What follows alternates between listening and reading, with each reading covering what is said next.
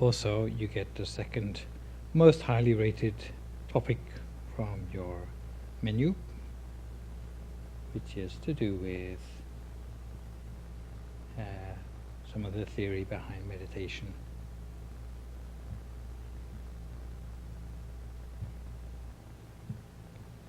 Yeah, a little bit of theory and then some practice. Yeah?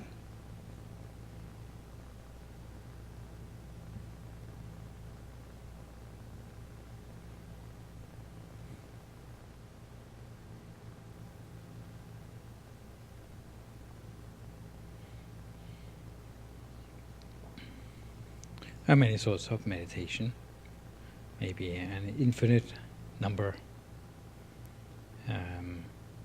You can divide meditation into meditations that focus outside of yourself and meditations that focus inside of yourself. Generally, all meditations known to Buddhism are to do with some internal focus. The ones outside of yourself, they exist, but I don't recommend them because you can get yourself into some serious problems with them. They are quite closely related to things like hypnosis, and often they require someone to get you out of your meditation trance. It may be something you can't do for yourself. Yeah. So, yes, when we talk about 40 different methods of meditation, actually it's referring all to internal focus in meditation. Yeah, 40 different ways of focusing inside yourself in order to bring the mind to some sense of inner peace. But whatever of these 40 methods you're talking about, when you're talking about how the mind responds to the meditation practice, even though the objects may be different or the process may be different, but the actual pathway which the mind follows and which shows some degree of progress is actually the same for all those different methods. Interesting? And according to the scriptures, you can describe the way the mind progresses, either in terms of the images which are seen by the mind, or in terms of the quality of the consciousness. Yeah. So we'll look at images of the quality of the image first of all. For people starting out with a method of meditation which involves some sort of image, so let's say if it's meditation on the breath, you may see nothing. So this would not be a good way to measure your progress. But with meditation on some sort of visual image, then you could use this as some guidance so you have some idea about what sort of progress you're making. So when you're new to meditation, you start with something known as a preparatory image.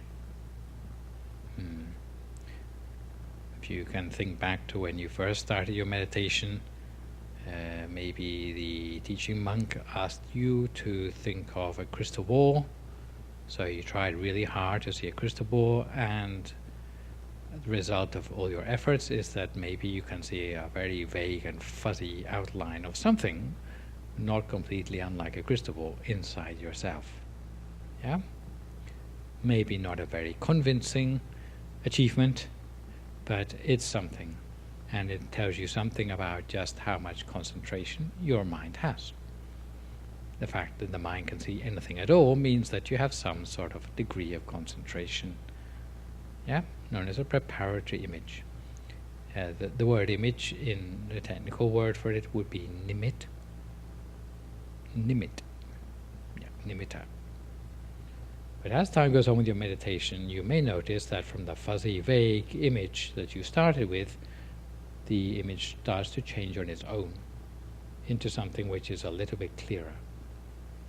In this case, it would be known as an acquired image. So, a bit like an acquired taste, it takes a little bit of achieving.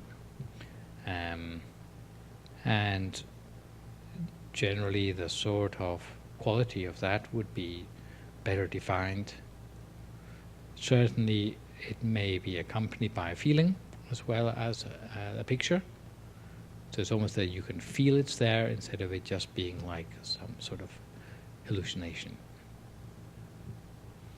And as time goes on, that will become an image over which you actually have more control. What's known as a counter image. And in the scriptures it's said that counter image has the quality that you are able to control it well enough to be able to expand it or contract it at will.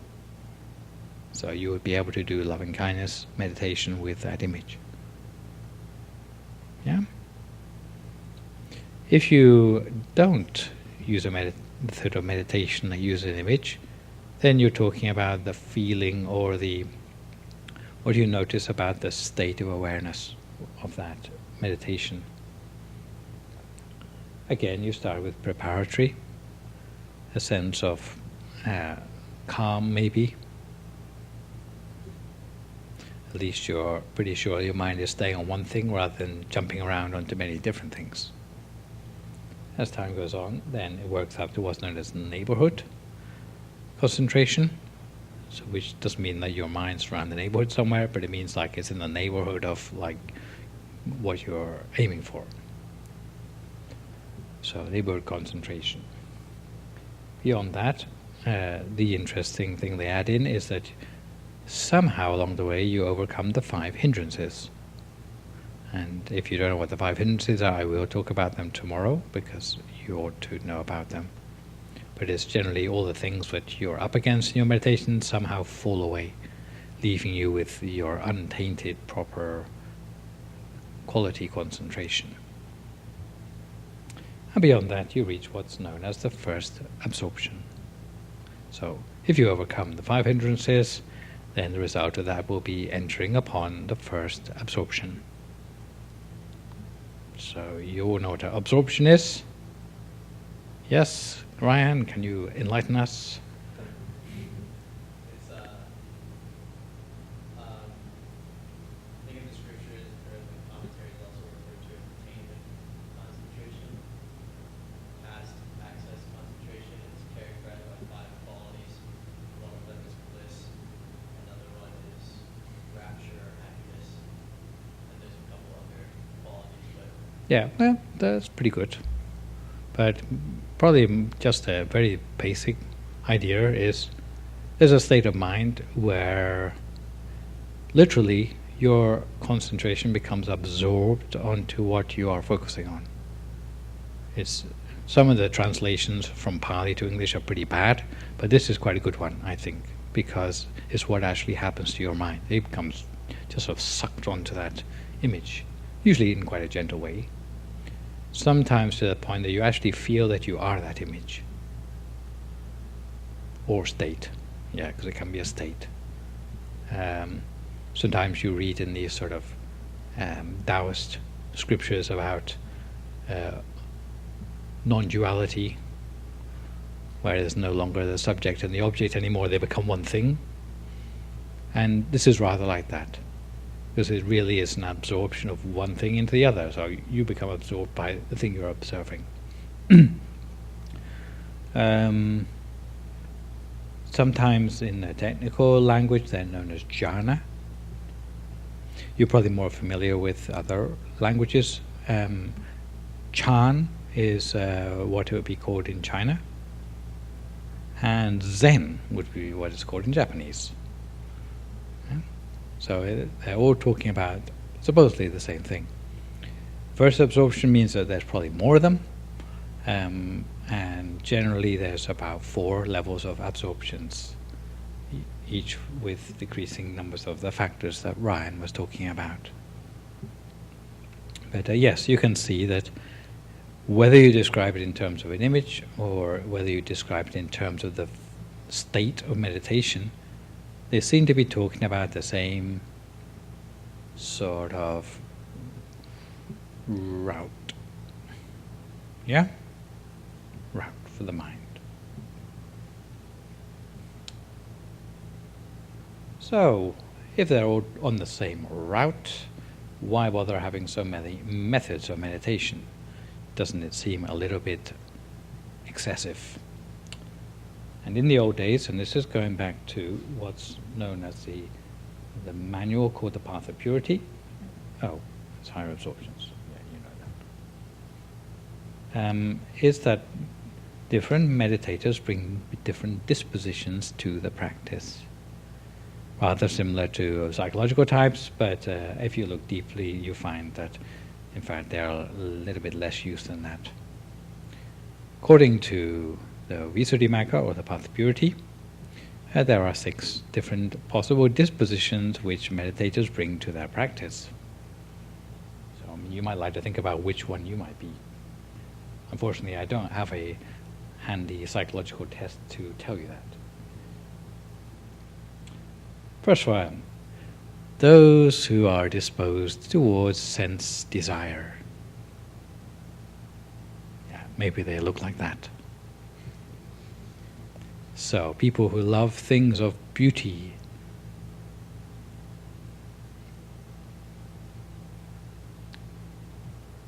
And we will, with the next one, those who have a disposition towards either anger or hatred. Yeah, who are annoyed by small things like mice sticking their tongue out. And then there are those who have a disposition towards ignorance, so the easily confused of the world. You probably will notice they seem to be dealing with a rather different set of issues than the psychological type, yeah?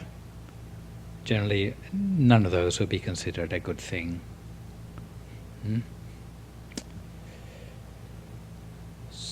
If you look carefully, though, you find that they have their opposites. But the opposites don't really match up very well from what I can tell. First is faithfulness. Apparently it's the opposite of sense desire.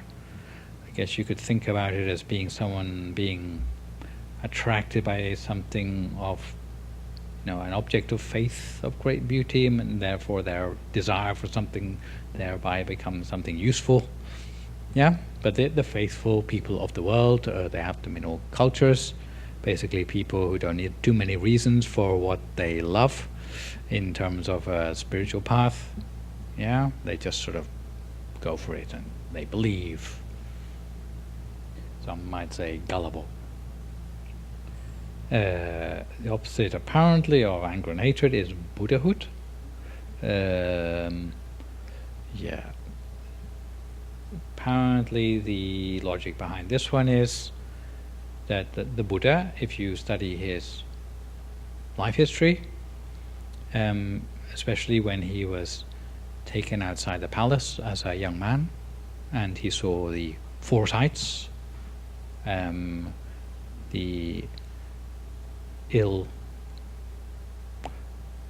old person, the ill person, and the dead person. Yeah? And then finally seeing the holy man, and simply seeing those sights and having explained to him that yes, he would end up like that someday too, even though he was a king and a prince, immediately it sort of clicked in his head that well, this is definitely the reason why he should want to become a holy man. He didn't need to think too long and hard about that. So the ability of the Buddha to sort of really get the point very quickly about things is supposed to be a Buddhahood disposition. How it's opposite to anger and hatred, I'm not quite sure, but that's the connection they make in the scriptures. Last one is rational analysis. This is very much like the T's in our psychological type, those who like to sit and work things through in a logical way, sequential way. So people need lots of reasons for things they do. So what I'm going to do is abbreviate these, and I'm sorry for the abbreviations, they are abbreviated from the Pali. R, raga, jarit, R. T for dosa, jarit, for anger. M for moha, jarit, for ignorance. S for sattha, jarit, for faithfulness. B, what's a little bit more helpful, buddhi jarit. And V for, it's a vitakka jarit, the thoughtful, logical people. We'll see why I needed to abbreviate them in just a second, because what I'm going to do now is go through each of the 40 methods of meditation, and we'll look at two things. Firstly, as a beginner, will it get you all the way to a higher level of the absorptions? So that's sort of potential for progression. And secondly, which types of dispositions are these meditations useful for? And in the olden days, the job of the meditation teacher was to look at people, look at Ryan, oh, he looks like a terribly angry person, so let's look up the sort of what we have for dosa jarit, and we'll give him one of those like spread loving kindness meditations or something. Yeah? So here we go. We start with the first set, which is called the kasinas, which means visual objects of meditation. So we have meditation on the earth, kasina. And these first four are all those old elements: earth, water, fire, and air. If you can't remember them easily, then think back to the disco groups of the 80s, and you will remember at least 3 of them. Okay, going beyond that, we have colors. Blue, yellow, red, and white.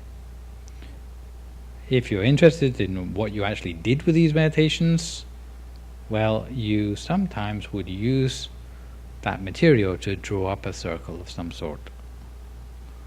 Or if you were in a certain landscape, let's say from your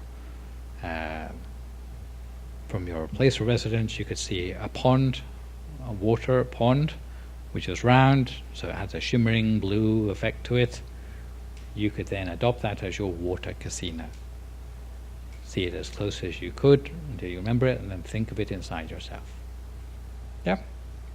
Fire, I don't know, maybe you go and light a candle somewhere, look at it until you can remember it, and then transfer that to the inside. 2 similar ones, meditation on light kasina, which I would say is really the meditation that we do here. Meditation on light kasina, so any sort of imagination of brightness of some sort. Meditation on space kasina, which is just imagining empty space. Rather similar perhaps to the observation practice that we do. So let's look at the potential and the people they're suitable for. Put up the little scale, and we come back to our abbreviations.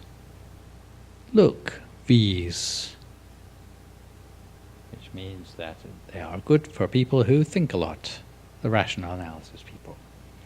Takes you all the way from preparatory right up to the higher absorption, so pretty good going if you're a thinker.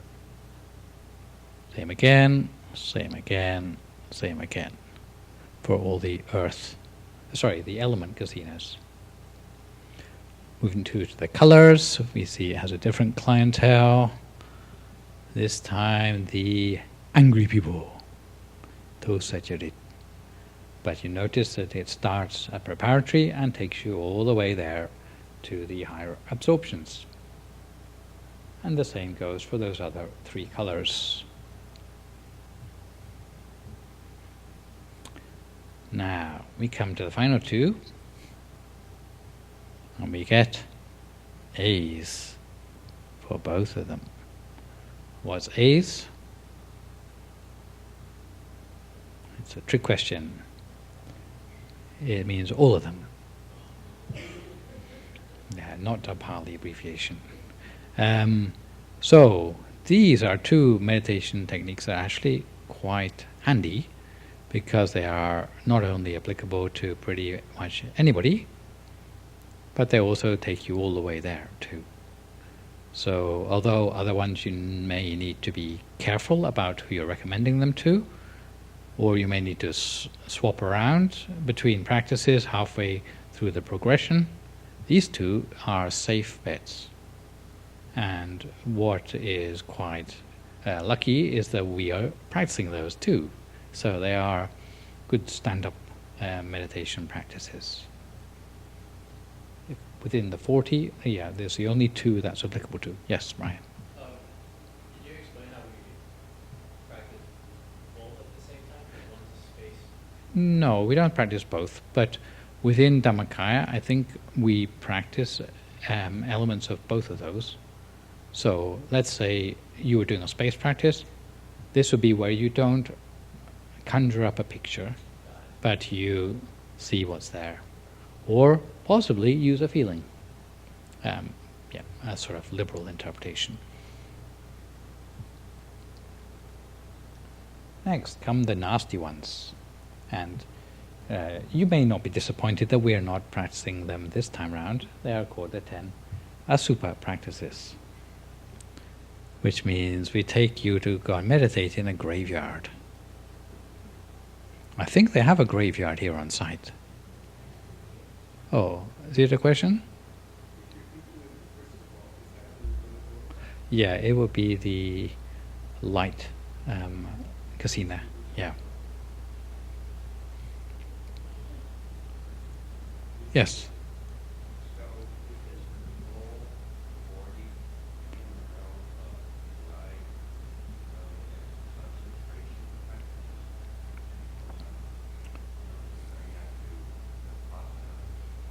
Yeah. Now let's look at this. If you focus on the red scale at the top, you see that you start off by getting some degree of concentration. You work up to what is known as absorptions. Then there's absorptions and beyond. Now, in theory, the ability to get some special knowledge would only start happening the moment you get to some sort of absorptions. In Buddhism, there is a distinction made between two sorts or two stages of meditation. The more basic one is sometimes known as samatha practices, and the more advanced or interesting aspect of meditation would be known as vipassana. Most methods of meditation that are complete would incorporate both stages or aspects of the meditation, simply because your mind needs to be calm first before it's settled enough to penetrate any new knowledge. Now, it's like you have some telescope. If you can't hold the telescope still, then how are you going to get a clear image to actually use the telescope to see anything clearly? Yeah? Now, I would say, and I think within Dhammakaya, they would say that Dhammakaya is a samatha vipassana technique, which means that it incorporates both aspects, and the two aspects actually occur hand in hand.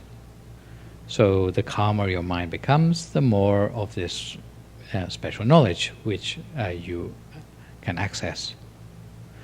Generally, you start to have access to it after the first absorption.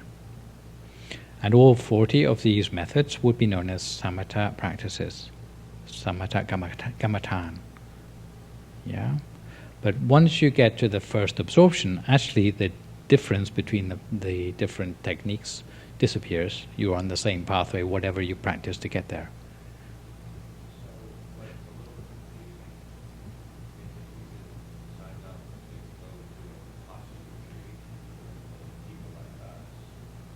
Yeah.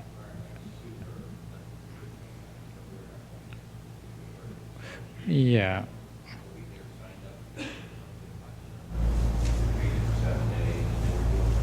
Yeah, you get more value for money. You get more value for money because you get to vipassana in 3 days. But actually, I think they use the term vipassana erroneously because there's a sort of assumption amongst those practitioners that vipassana is superior to samatha, and therefore samatha is dispensable. So we sort of skip, cut to the chase and go for vipassana, they say. And if you read the scriptures carefully, they say, for those who cannot manage to focus their mind, never mind, we'll do this instead. Which is, we'll think about the fact we're thinking about things. And we analyze the fact that we're thinking a lot. And sort of analyze the thinking into obscurity.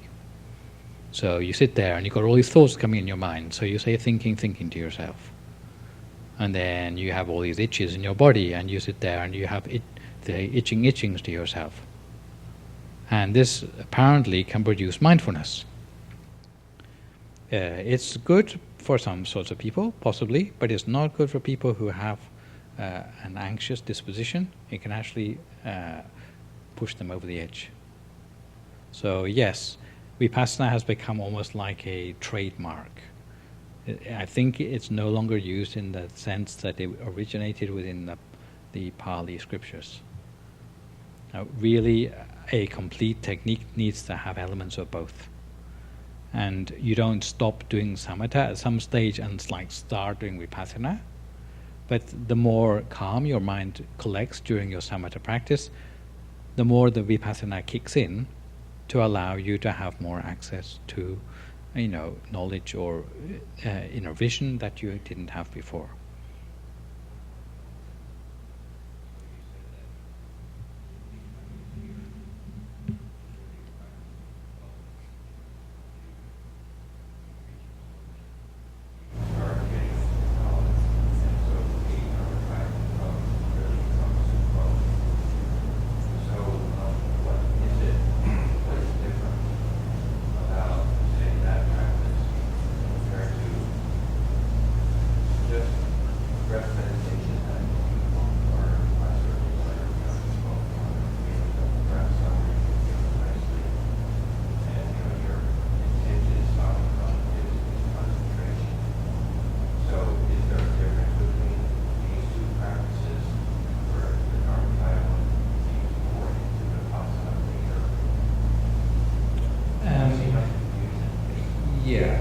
Let's say your breathing meditation and this practice of Dhammakaya, which you've been doing, are both within the 40.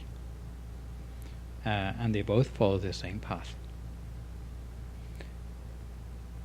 Where your break, where you suddenly do something new, which you call vipassana, would sort of make some sense, is these methods where your beginning method doesn't take you all the way to the absorptions. And somehow you need to switch to something else, switch horses halfway. Yeah, they're coming. For the mindfulness of breathing, it's in the Recollections, I think. No, it's in the miscellaneous ones. Yes. We're nearly there. But let's have our graveyard meditations first. As I said, there's a graveyard here. If anyone insists on doing some graveyard meditation. So you get to meditate on corpses in various stages of decomposition. Oh, I see some interest. And maybe you can sort of consider what sort of people might benefit from that. But there are 10 stages of decomposition of a corpse. You can have the bloated corpse. This is the one I've censored for you. Normally I have pictures as well, but I thought I might shock you or get some sort of legal process initiated against me. You never know. America seems to be full of it anyway. A corpse with a bluish color, discoloration, And you have a festering, and this is really good after lunch, yeah. A cut-up corpse. We have a chewed-up corpse. A mangled corpse. A mutilated corpse. A blood-stained corpse. A worm-infested corpse. And then finally, once the worms have finished their work, you get a skeleton. And yes, you go and you sit in the graveyard. Apparently what you do, if you really insist on practicing this, you go in an Indian-style graveyard where they don't spend too much time actually digging graves. They just sort of like put them in the forest and like leave them there with wrapped in as much rags as they can afford, which is sometimes none.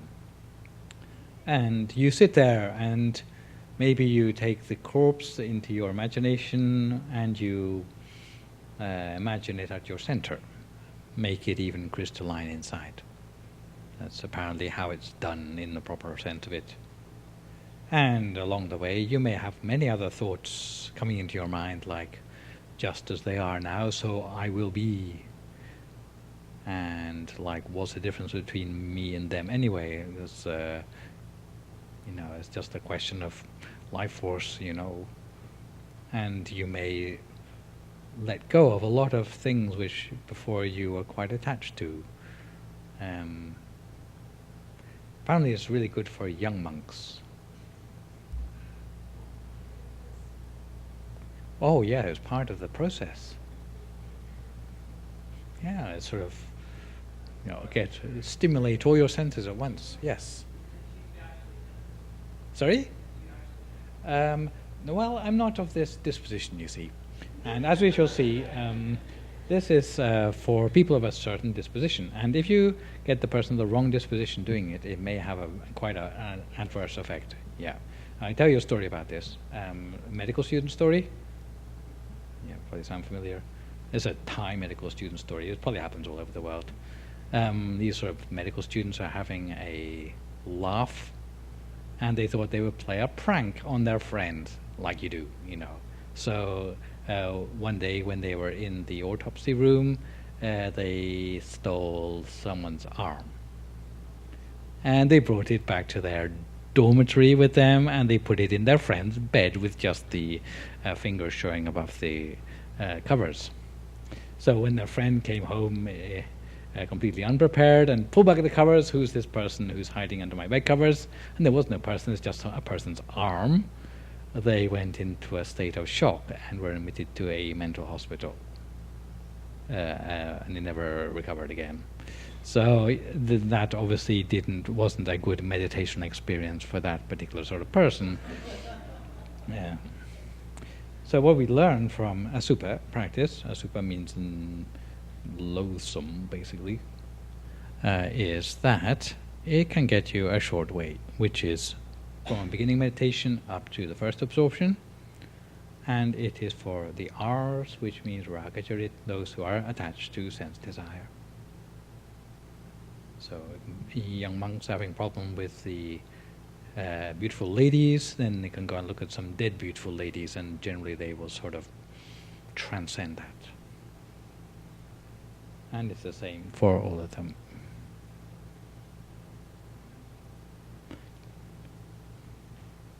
Yeah. So because I know that in the Zen school and then some parts of Thailand and Burma, for their style of the skeleton meditation, they have a picture and then they imagine the skeleton themselves. But with Dhammakaya, would you imagine a skeleton at your center as opposed to imagining your bones? Yeah, I think so. In the end, it has to bring you to the center. Why? Because that's where the absorption is going to happen. Yes?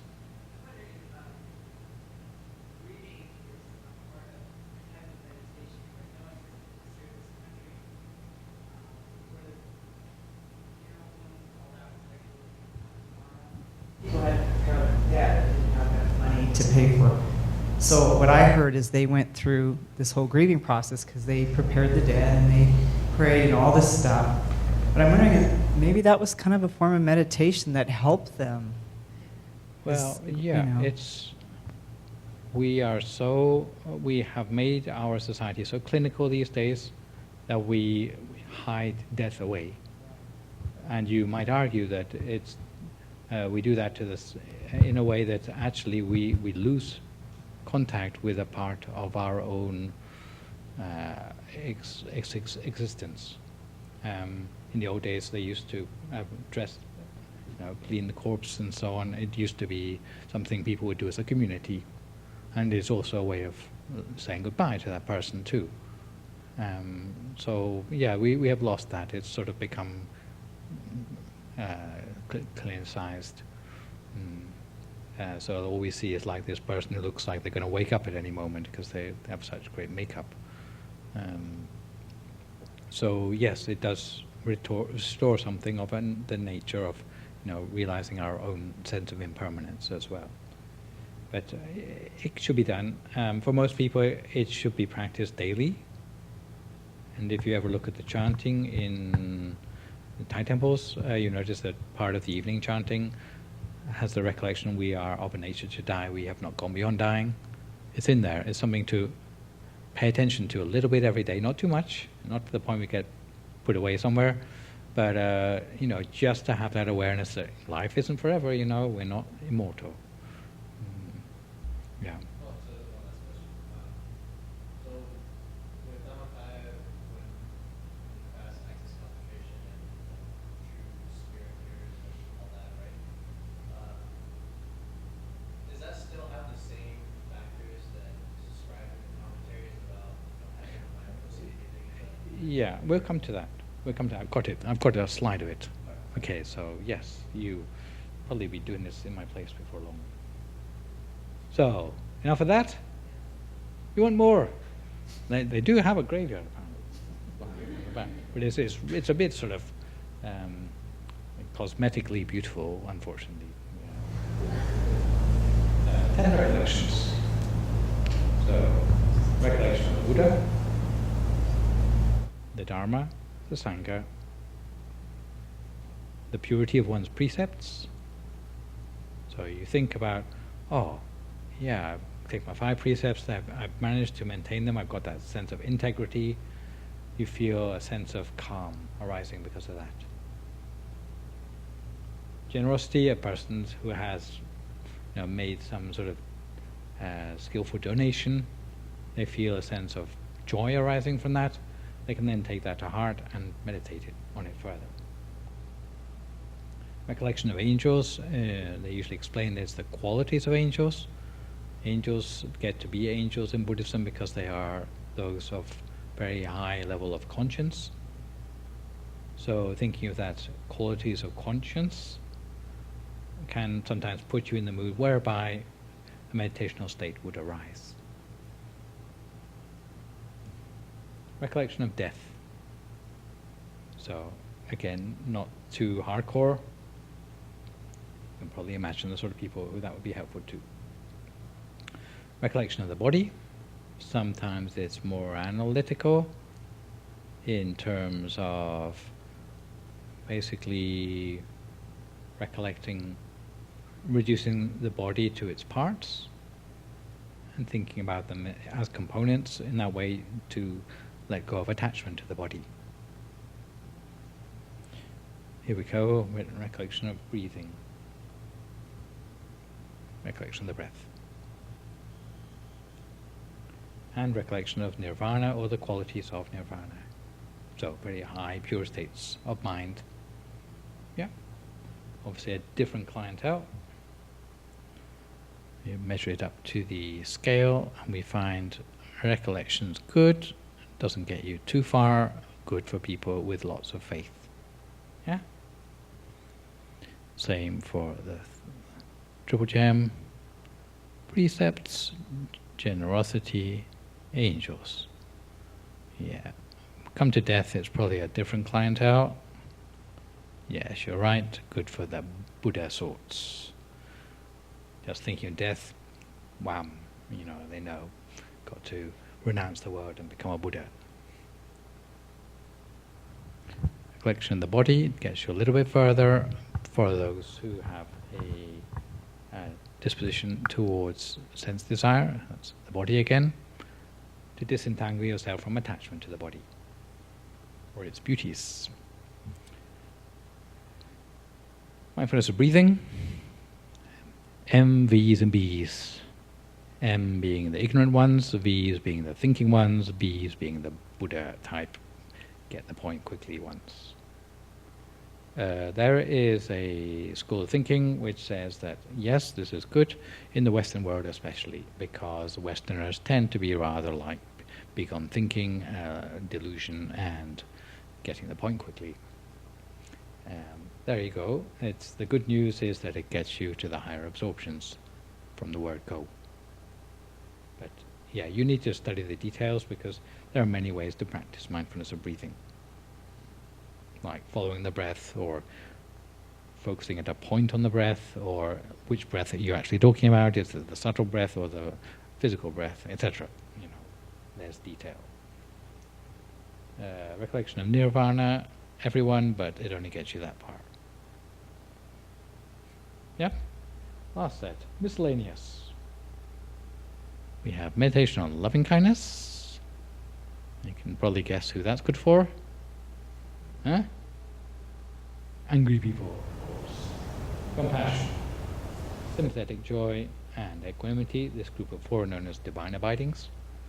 They're all related to one another, different sort of levels of empathy and love. Meditation on the loathsomeness of food.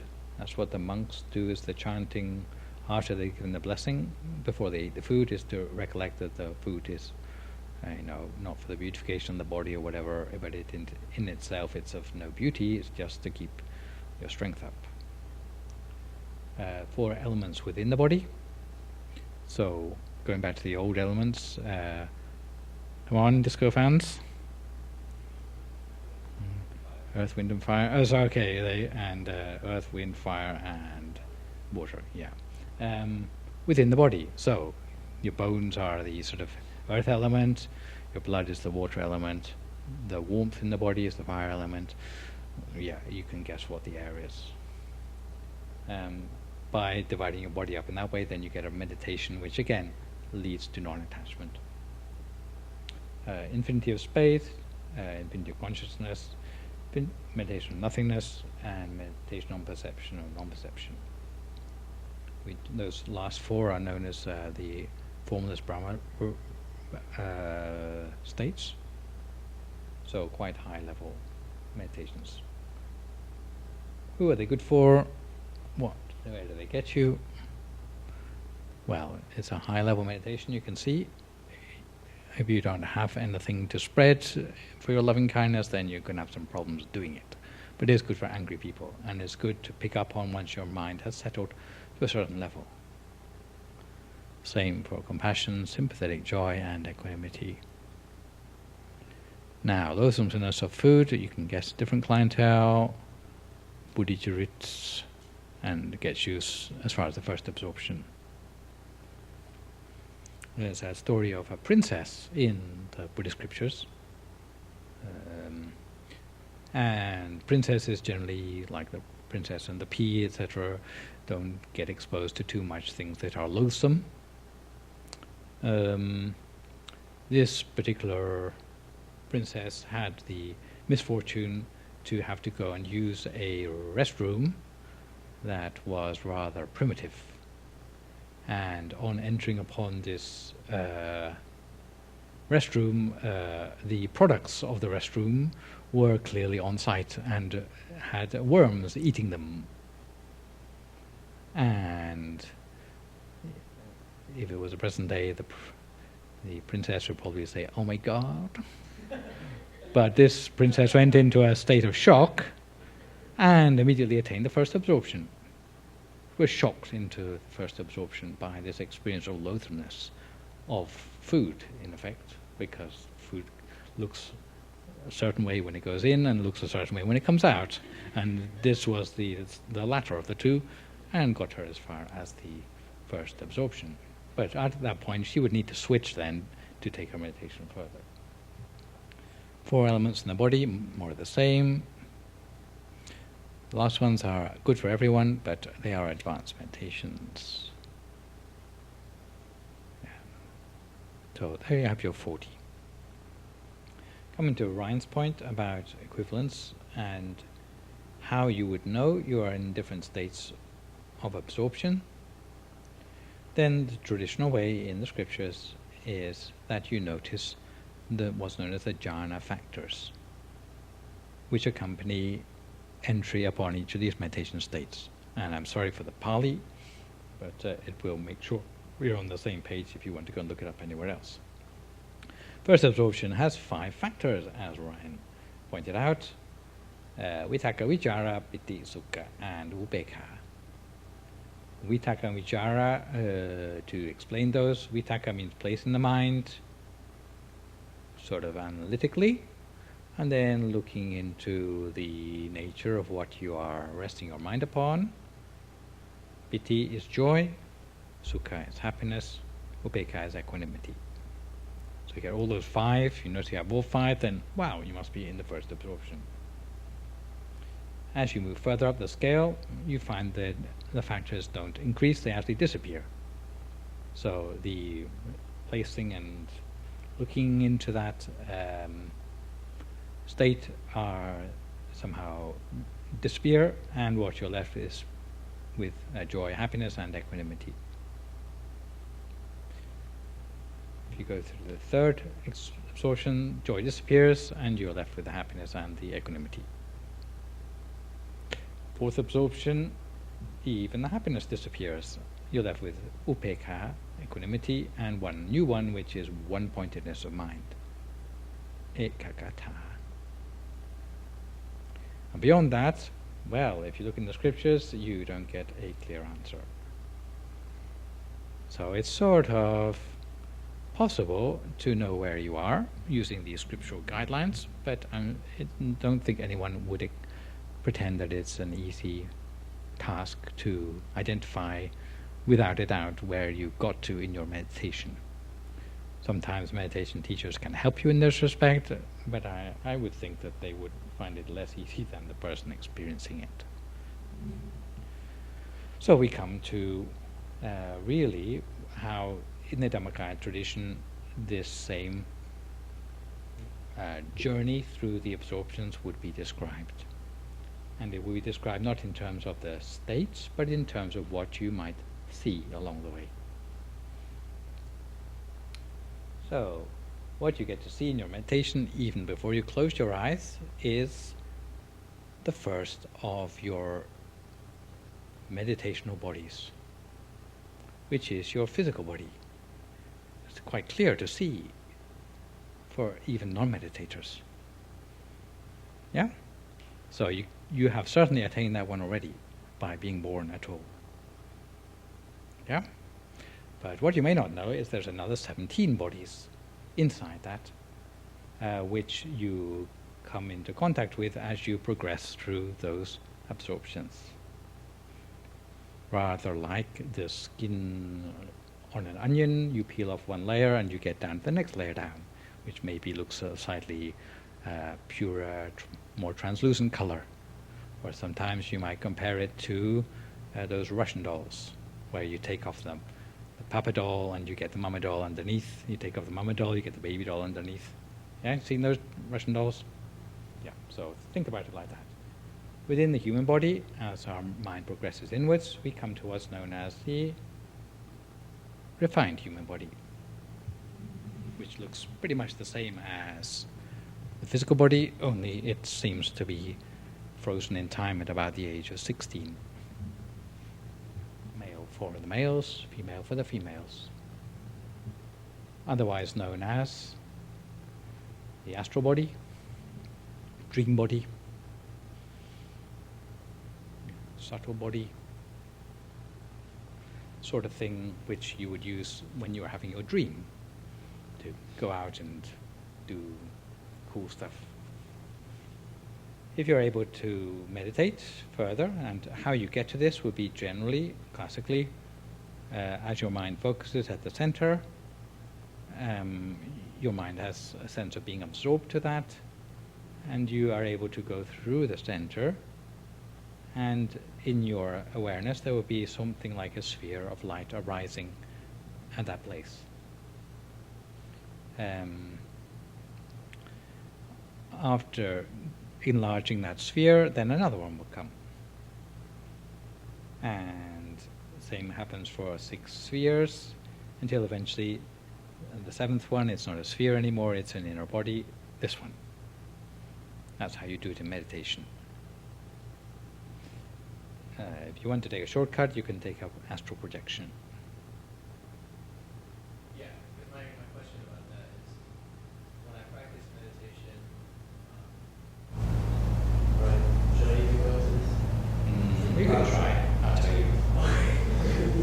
So normally in meditation, I'm visualizing the sphere, but I don't have the Jhana factors, for example, or maybe one, not all of them. So, but if I'm in my astral body, I can see the spheres immediately. But still no factors. So if I'm just hallucinating in a dream, I'm conscious, I'm actually in it, being able to meditate purposefully while dreaming. It's not like a spontaneous thing, actually in control. Some people attain these things, but they have different levels of sort of self-awareness as to where they got to. You know, just as a person can take a car journey and they may fall asleep the moment the car sets off and wake up at their destination, and they couldn't tell anyone how they got there.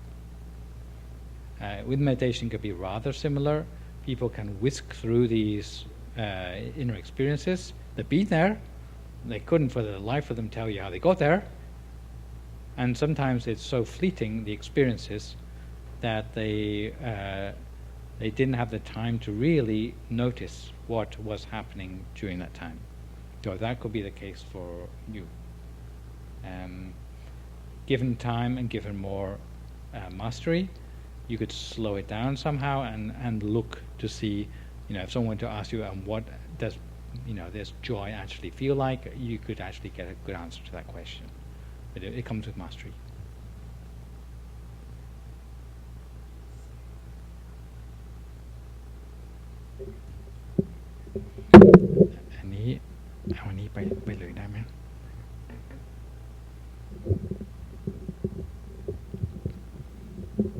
I'm not being loud enough. Sorry about that.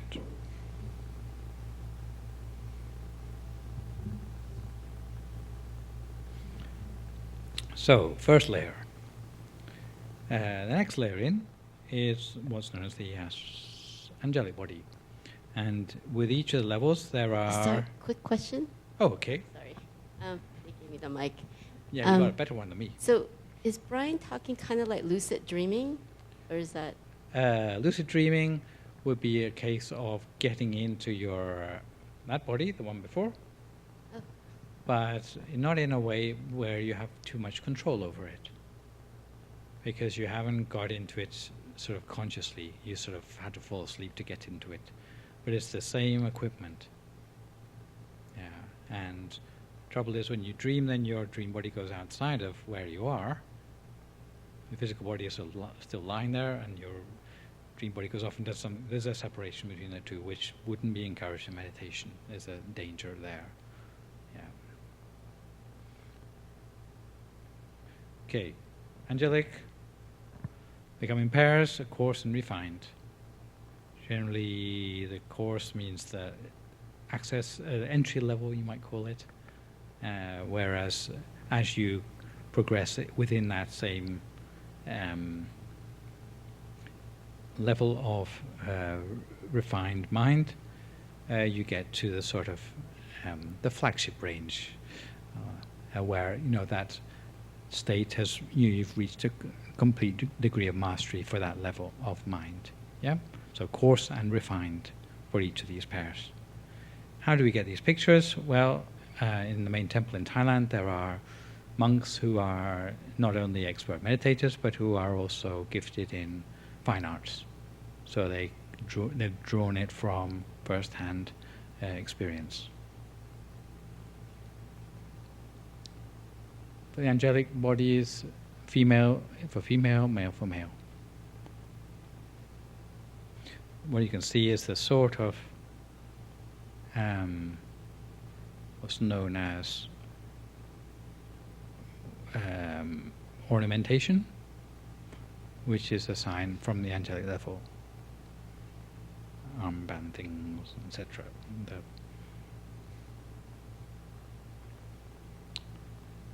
From there, one transcends the male and female distinction, and at this sort of godlike level, and there are two levels of this, form Brahma and formless Brahma. So godlike levels, just now was like angel-like levels. Same for males and females alike. Coarse, refined. One step further, formless Brahma body, refined. Beyond that, we come to what you would recognize as being like a Buddha statue, a body of enlightenment. Rather similar, actually similarities. So it's an attainment rather than a historical personage, a Buddha body, otherwise known as a Dhammakaya. Yeah, so hence the whole name of this temple is sort of based on this meditation experience.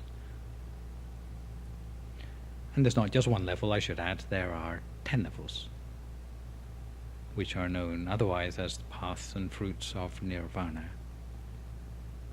Heard of them before? Apart from Ryan? Stream entry, once returner, non-returner, arahant. You look like you haven't heard of them. Well, that's for your homework. Yes. I heard a recent lecture about the destiny of humans really are to become the perfect blend of both masculine and feminine, the marriage of the two energies of God and become one. And I always notice that a lot of the Buddhist statues and stuff, they really do look androgynous. So I'm wondering if this last attainment is that you become the perfect blend of a masculine and feminine marriage of the whole person, God force, whatever you want to call it. Well, I guess you could put it that way. My understanding is this whole gender distinction thing is all very interesting and nice, but within the meditational sort of progression, there's a point at which it's somehow transcended, and it's the sort of beings or states of being that one is talking about are those who are very high-minded, who have somehow transcended sort of base nature or instincts, to sort of put, without putting too fine a point on it, because the interests and the motivations and the desires of such beings or states of being have somehow transcended gender sort of attachments. So none of these things would really relate to physical states because they're all qualities of mind. Yeah, I don't think you get sort of beings with a physical body that is neither male nor female, because physicality tends to be restricted to that gender-based society. Yeah. Okay. So, how does this relate to? Oh, big picture. Let's have all the 18. Well, a sample of them anyway. We start down here with the physical body. Come on. Yeah. Move on to refined human body. Angelic bodies, where you see male and female distinctions. Beyond that level, all those are on the sensual plane, surprise, surprise. If you transcend the sensual plane, you get to what's known as the form plane. Gender distinctions are transcended. You've got the form Brahma bodies. Transcending that, you get to the formless rate. It doesn't mean it has no form, but the form is more subtle. Again, transcended. And of course, once you get to the level of bodies of enlightenment, which is somehow beyond that formless plane, this is where you really have crossed the boundary between samatha and vipassana according to the Dhammakaya way of looking at things. Because not only does the attainment have a body, but it also has all the senses and knowledge of pertaining to that body. So when you look at something with the eyes of, let's say, an angel or the eyes of a Buddha, you see things according to a reality which is much more accurate than you could see according to your physical body. Not going too far out on a limb, but that is where this special seeing of vipassana would actually occur in a way that's not imaginary anymore, but it's actually happening because you have a different platform upon which you are actually getting knowledge about the world. So it's not a different sort of meditation at all, but it is a stage or an aspect of the meditation which you could call that special seeing vipassana. Yeah?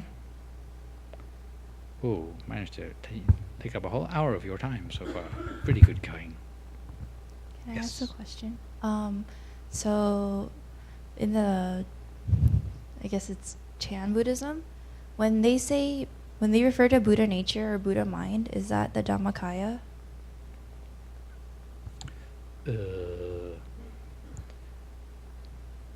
If you study Mahayana Buddhism, you can get a lot of quite confusing references to Dhammakaya, because they got this system of 3 bodies, Trikaya, Sambuddhakaya, Nirmanakaya, Dhammakaya. And you think, oh goody, they've got Dhammakaya too. And you go and see what they mean by it, and it means something like some formless, unknowable thing which includes the whole universe. And you think, well, that wasn't very helpful after all. So yes, they have it, but what they mean by it may be rather different. And I think what people have concluded is that Dhammakaya is not mentioned very much in Theravada Buddhism, but at least it's fairly clear what they mean by it. It's mentioned a lot in Mahayana Buddhism, but it's everywhere. Every page of the scriptures are more Dhammakayas, and yet it's not clear what they mean by it. So, yes, they are often interested to hear what Dhammakaya tradition in the Theravada has to say, because it throws some light on that. So it's in both, yes. I will move now to a more practical point, which is to do with this exercise in sharing our meditation experience, because you're going to have to do it in about an hour from now. So if you have some idea how to go about it, that's generally an advantage, right? So, evaluating meditation, why bother? Well, everyone would like their meditation to make some advances. If you don't see any progress for all your efforts, then you would be inclined to get fed up with it after maybe not too long a time. So it helps you to stop your meditation becoming a chore, because you're noticing what's changing more accurately. Sometimes the changes that happen in meditation are quite slow to occur and subtle. If you don't focus very clearly on what's happening, then you might miss those subtle changes. So evaluating systematically is a way in which you can pick up some of those small changes, which otherwise you might not see at all. And it's also like QC for your meditation practice.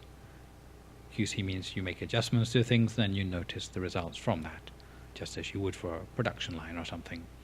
Meditation is no different. It's always about adjusting something in your meditation, so this is a way of, learning from your mistakes. So how would you notice changes happening in your meditation?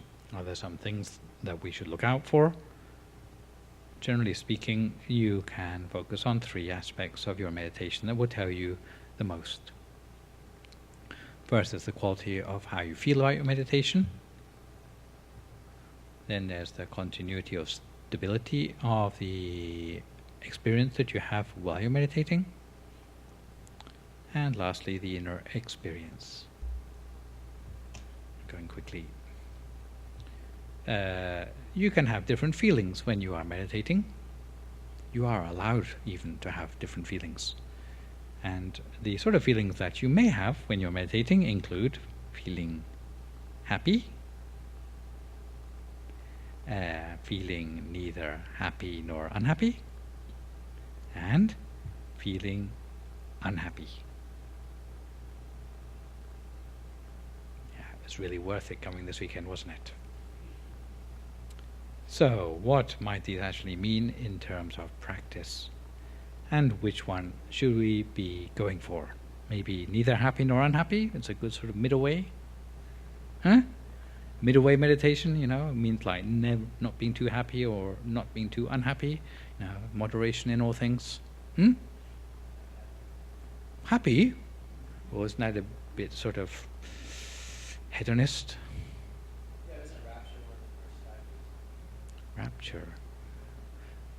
Yeah, I'm playing devil's advocate. Yeah, you are allowed to be happy, okay? That's what you're here for. And we shall see, being neither happy nor unhappy actually isn't really what we want, but I shall explain. Things which included in the happy feeling include the spacious feeling in meditation, things like lightness, both in both senses of the word, being opposite of dark and opposite of heavy, finding that time flies because you're enjoying yourself after all, and wanting to continue further. Sometimes the monk brings the meditation at the end, you think, oh, you know, I could have done another half an hour. And in fact, if that happens, you may continue meditating. You are allowed to keep that meditation experience going further. Even if you happen to be by yourself at the back of the room, it's worth doing. Neither happy nor unhappy may include feelings like having lost touch with the outside world, which is not considered safe or desirable. Going blank, inert, numb, or meditation being just more of the same. I have this story, probably from Bodhidharma or something, of this monk going into a cave for 7 years, sitting like a stone without moving for meditation. And his students got a bit worried about him, so they went and stuck a hat pin in him to see if he was still awake or not. And he still didn't move. I suspect he was in this neither happy nor unhappy state. So if you want to train yourself to be a pincushion, that might be interesting, but generally speaking, I would not recommend it. Unhappy, it translates as sort of heavy feelings, restlessness, feeling something is awkward with your meditation, becoming more stressed than you were when you started, dizziness, or as if you're forcing something. Yeah? So even a simple subjective thing like the feeling that accompanies your meditation can actually tell you quite a lot about whether you're on the right track or not. Continuity. Let's say your experience is that of some sort of inner light. Then the experience you have might be momentary, a flicker of light perhaps. Maybe something that happens off and on. Half the time it's there, half the time it's not. It may happen the whole time. And generally, a mastery meditation would be related to building your experience up to a point where it stays with you the whole time, inside and outside the practice. And if you want to be pedantic, you can express it as a percentage of the total time. Inner experience, it's usually contrasted to what is outer experience. So you wouldn't be going on about, oh, it's really noisy or hot or rainy or whatever. But you'd be concentrating what happens on the inside of your experience. That would be what you would write down on your piece of paper. Also, if you are evaluating meditation, just like with the car journey, where you get to may not be quite as important as how you got there. And what is important to remember is the route. So how you saw it, the quality with which you saw it, how you got around to seeing it, what did you do right to get to that point, can be more important than what you actually see. So don't get too excited, wow, you know, I had those flashing lights like fireworks. Yeah, what did you do to get to that? That would be a more important thing to take note of. If you are talking about qualities of a visual object, you probably have more you can write about. You can talk about the vividness, you can talk about transparency, and you can talk about the brightness of the object. You can go into those in more detail, but generally one can compare with equivalent things in the outside world. Vividness often in terms of comparing it to things that you see with your naked eye. Less vivid, as vivid, more vivid. More vivid would probably include the experience of something like you see things so clear in your meditation that there's no way that with your normal eyesight you could see something in that much detail. This is not just like 4K TV sort of clarity. This is like looking something under a microscope. You would see the details of every cell. And that would be something to write home about if you had that in your meditation. Transparency, generally, you know, seeing things where you can see through them, yeah, would be superior to objects that are just solid and opaque. So, describing the qualities of transparency is usually a question of comparisons again. Clear as ice, clear as water, clear as crystal, clear as a diamond. Diamond having that sparkly sort of quality to it, which sometimes we are lucky enough to have in our meditation too. Brightness, usually you can compare it to things that you're familiar with in the outside world, the natural world, or maybe just sort of lighting fittings. Bright as a star or firefly, bright as the moon, fluorescent light bulb, bright as the morning sun or maybe a spotlight, as bright as the midday sun or maybe a welding torch. If you want to go into how many watts, then maybe you could have a field day. What to describe? Going quickly again. You don't need to describe every trivial detail because the piece of paper is only so large.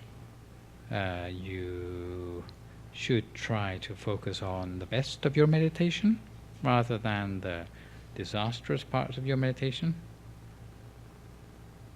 This is not cheating, but it is actually more useful information for a meditation teacher to have from you than your failures. Because meditation generally is about building on the best of your meditation, making your best better, not just sort of clearing up the worst of your meditation. So we want to hear about the best, and then we can find ways to build upon that. What you did to get there, always good to know. And it's good for you to know as well, because then you can replicate it next time round. And if words fail you, you can always draw a picture. Not necessarily this picture, but like your own picture. This is someone who's probably gifted, one of my students from Ireland in this particular case. Yep. As for the things that we can learn from doing it as a group, we learn to put our own practice in context, the context of all the other people in our group. So it's good to hear from them, maybe consider what are our strengths and weaknesses in comparison to others in that group, to stop us from getting complacent. You think, I'm the best meditator ever, and you hear some of the other people's experiences, well, maybe I'm the second best ever, you can also overcome envy. You can practice what's known as sympathetic joy for those who seem to be doing better than you in their meditation, and that will help to give you higher states of mind. And learning as a team is always better than learning in isolation. But the ground rule is that it's not boasting about my meditation, but it is supposed to be a learning experience for everyone. So usually the context is one of mutual respect for each other's experiences, and that everyone's there to work on their meditation and improve it. So we should take care of what you talk about. Some people who are careless with their reports of their meditation find that the moment they say it, they lose that actual experience from their meditation. So it's good to go tread gently, okay, and say what is absolutely necessary. Yeah. Okay. Do you want to walk up and down a little bit? So maybe see you in 5 minutes, and we have some time to sit down and meditate, which is important because this is what we have to write about in a minute, so we'll try to make a good meditation of it this afternoon.